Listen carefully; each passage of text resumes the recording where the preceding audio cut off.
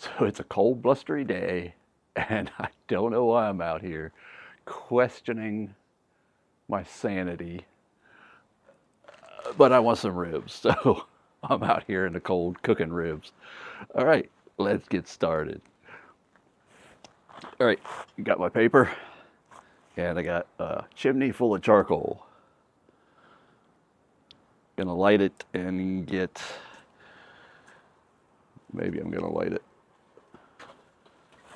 It's so windy. There we go. Um, you don't want to get the coals too hot in the chimney, since we're going to be smoking.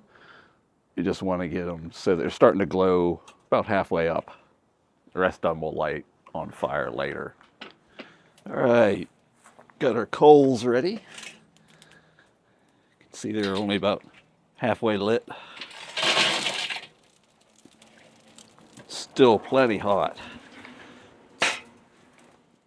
Spread them out evenly. Open the bottom vent about an inch. I'm gonna add 4 chunks of cherry wood. Gonna put the middle grate in. Put our steel baffle plate in. Keeps the direct heat off of the meat. Put the top grate on. Put our ribs on. And to the ribs, I'm going to add a little bit of rub. Just some Zatarain's blackening seasoning.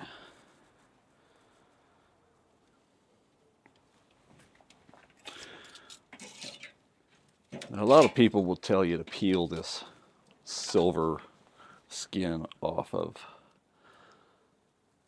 the bottom of your ribs, but I don't mess with that.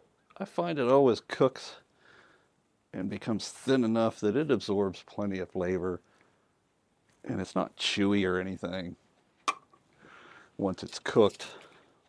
So I just don't see the benefit of doing the extra work. Maybe I'm lazy.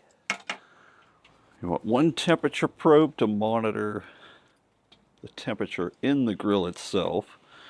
So you'll put this probe above the baffle plate. You don't want it around the edge because that'll give you a false hot reading. Then you want a meat probe in a thicker part of the meat. So find the thickest part and just stick that in there like so. Close your lid. And we've got our tip-top temperature regulator on the top. And I've got a Tenergy temperature probe, does Bluetooth, and it sends that data to my phone. So we'll fire that up and watch the grill. I think I'm going to try to keep it, well, definitely below 300, but maybe 250, 265. I don't like the real low and slow cooks. They just take too long. They're too fussy, and they don't produce any better results than cooking at 260 to 275. All right, we'll come back and check that in a little bit. Now the ribs are up to 170 degrees. So now it's time to wrap them. This is going to be fun because the wind is blowing. And the aluminum foil is going to be problematic.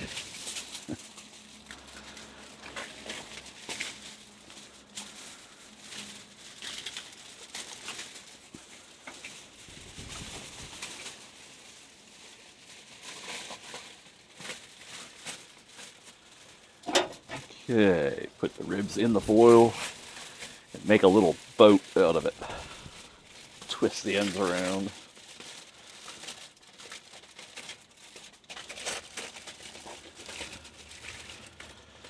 Like so. Then we'll get some Sweet Baby Ray's, sweet and spicy. Slather some of that on there. Yeah, look at that. All right. Now a little Frank's Red Hot. Gives it a little bit of tang, a little bit of heat. I like a lot of heat.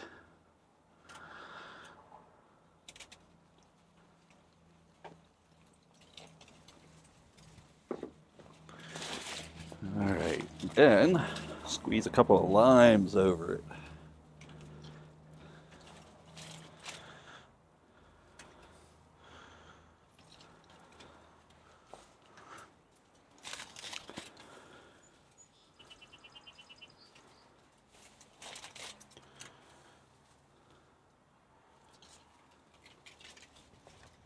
Like so. Then we'll put a little lid on it. Set it on there and pinch it around the edges. All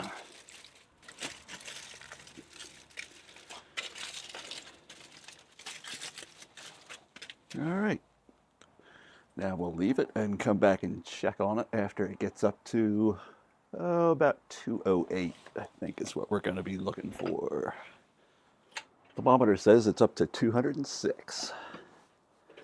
Let's take a look, see what we got. Oh yeah, look at that.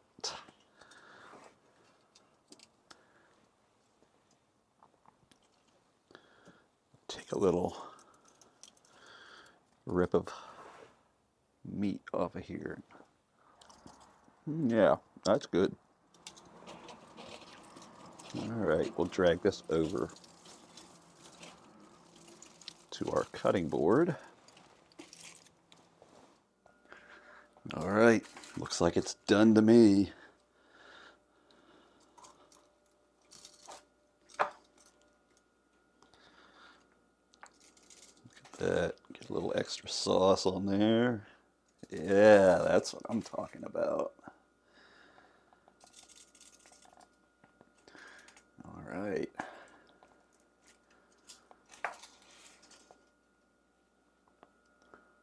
It's time to eat.